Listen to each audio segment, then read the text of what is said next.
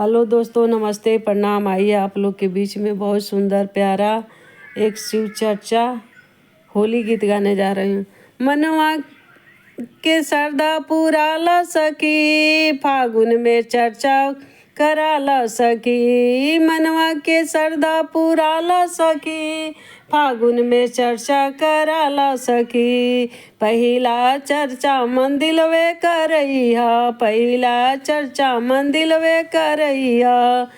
मंदिलवा करैया, मंदिलवे करैया। शिव गुरु के गुलाला लगाला सखी, शिव गुरु के गुलाला लगाला सखी। मनवा के सरदा पुराला सखी, मनवा के सरदा पुराला सखी। शिव गुरु के चर्चा कराला सखी।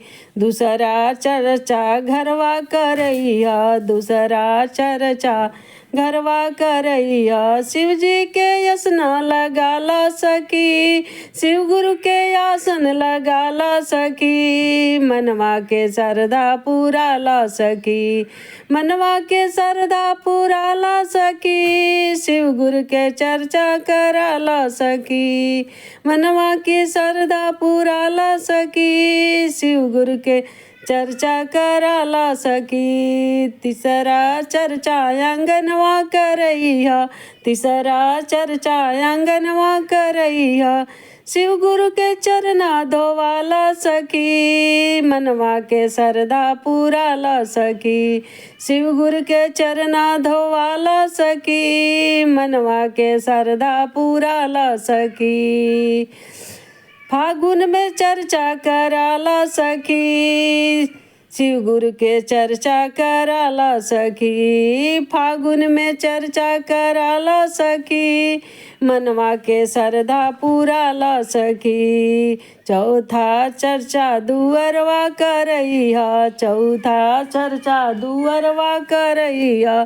शिव जी के भोगवा लगाला सखी, शिव गुरु के भोगवा लगाला सखी। मनवा के सरदा पुराला सखी, मनवा के सरदा पुराला सखी। शिव गुरु के चर्चा कराला सखी, फागुन में चर्चा कराला सखी। शिव गुरु के रंगवा लगा द सखी। पांचवा चर्चा